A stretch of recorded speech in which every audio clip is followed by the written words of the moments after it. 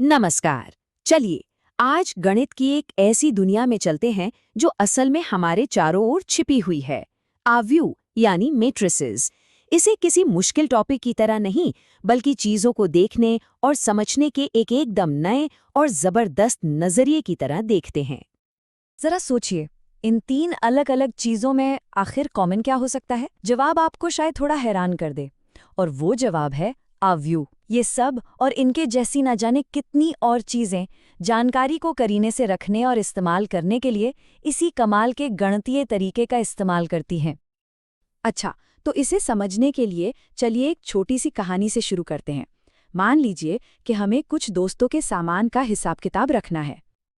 मान लेते हैं कि राधा, फौजिया और सिमरन के पास कुछ नोटबुक और पेन हैं। अब इस जानकारी को दिखाने का सबसे सीधा, सबसे साफ सुथरा तरीका क्या होगा? हाँ, इस तरह का एक टेबल। यहाँ सब कुछ एकदम साफ नजर आ रहा है ना? अब देखिए असली जादू।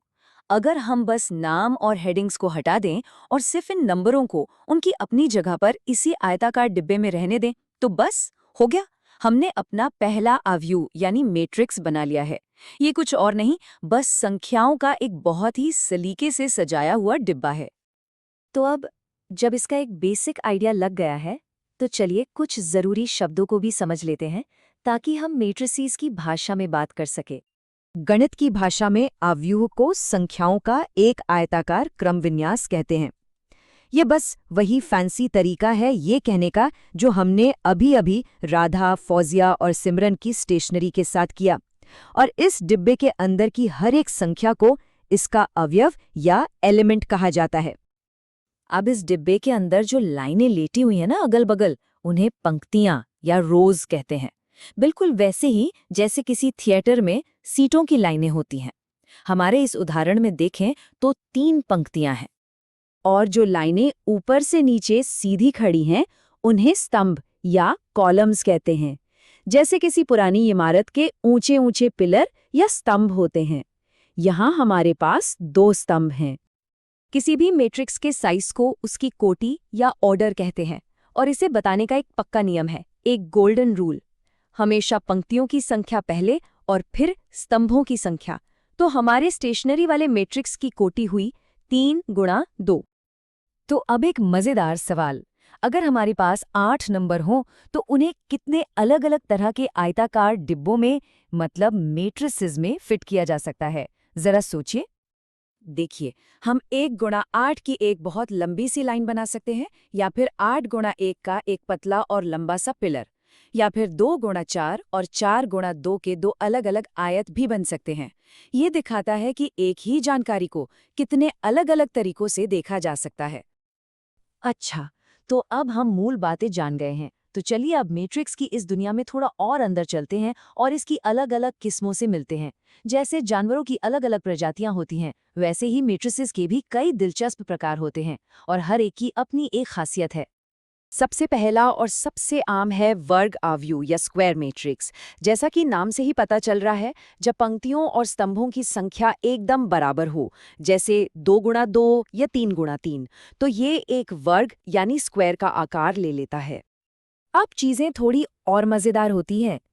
विकर्ण आव्यूह या डायगोनल मैट्रिक्स एक खास तरह का वर्ग आव्यूह है जिसमें सिर्फ मुख्य विकर्ण पर मतलब ऊपर बाएं कोने से नीचे दाएं कोने तक की तिरछी लाइन पर ही नंबर होते हैं, बाकी हर जगह 0। और अगर हम इसी विकर्ण आव्यूह को एक कदम और आगे ले जाएं तो हमें मिलता है अदिश आव्यूह या स्केलर मैट्रिक्स। ये भी एक विकर्ण आव्यूह है, पर इसकी एक ही शर्त है कि विकर्ण पर मौजूद सारे नंबर बिल्कुल एक जैसे होने चाहिए। जैसे या तो सब 5 हों या सब -2 हों। और इन सब में सबसे खास, सबसे स्पेशल है तत्समक आव्यूह यानी आइडेंटिटी मैट्रिक्स। ये एक अदिश आव्यूह है जहां विकर्ण के सारे अवयव सिर्फ और सिर्फ 1 होते हैं। इसे मैट्रिक्स की दुनिया का नंबर 1 भी समझ सकते हैं। आगे की गणित में ये बहुत बहुत जरूरी होता है। और आखिर में हमारे पास है सबसे सीधा साधा लेकिन बहुत काम का शून्य आव्यूह या जीरो मैट्रिक्स। नाम से ही साफ है, इसके सारे अवयव शून्य होते हैं। ये किसी भी साइज का हो सकता है और हिसाब किताब में एक न्यूट्रल पॉइंट की तरह काम करता है। तो अब हम इन मैट्रिसेस को पहचानना तो सीख गए, पर अब असली मजा शुरू होता है।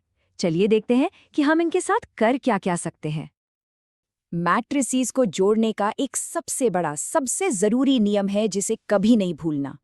दोनों मैट्रिसेस का आकार यानी उनकी कोटि बिल्कुल एक जैसी होनी चाहिए। एक 2x2 मैट्रिक्स को 3x2 मैट्रिक्स में नहीं जोड़ा जा सकता। ये नियम पक्का है। अब इन्हें जोड़ना बहुत ही आसान है, कोई रॉकेट साइंस नहीं है। बस एक दूसरे की जगह पर रखे नंबरों को जोड़ते जाना है। मतलब पहले मैट्रिक्स के ऊपर बाएं वाले को दूसरे के ऊपर बाएं वाले से, नीचे दाएं वाले को नीचे दाएं वाले से, और इसी तरह हर एक के लिए। अदिश गुणन तो और भी सीधा है। यहाँ पूरे मैट्रिक्स को किसी एक नंबर से गुणा किया जाता है। ऐसा सोचिए कि आप मैट्रिक्स के हर एक नंबर को जूम इन या जूम आउट कर रहे हैं। अगर 2 से गुणा किया तो हर नंबर 2 गुना हो जाएगा। सिंपल। तो सबसे बड़ा सवाल, ये सब हम क्यों सीख रहे हैं? इसका हमारी असल जिंदगी से क्या लेना देना है? सच कहूं तो बहुत कुछ। शायद ये पता ना हो, लेकिन मैट्रिक्सेस हर जगह छिपे हुए हैं। जब कोई वीडियो गेम खेलता है या किसी फोटो को घुमाता है तो उसके पीछे यही मैट्रिक्सेस काम कर रहे होते हैं। जब बैंक सुरक्षित संदेश भेजते हैं तो वो क्रिप्टोग्राफी के लिए इनका इस्तेमाल करते हैं। अरे, हमारी एक्सेल शीट भी तो असल में एक बहुत बड़ा मैट्रिक्स ही है। ये हमारी डिजिटल दुनिया की रीढ़ की हड्डी है। तो अब जब इस पैटर्न को पहचानने की नज़र मिल गई है तो ज़रा अपने आसपास देखिए। एक शतरंज की बिसात, एक कैलेंडर या फ़ोन की फोटो गैलरी का ग्रिड, क्या ये भी मैट्रिसेस हो सकते हैं? एक बार जब इस नज़र से देखना शुरू करते हैं ना, तो ये हर जगह नज़र आने लगते हैं। ये सिर्फ नंबरों को सजाने का तरीका नहीं है, ये दुनिया को देखने का एक नया तरीका है।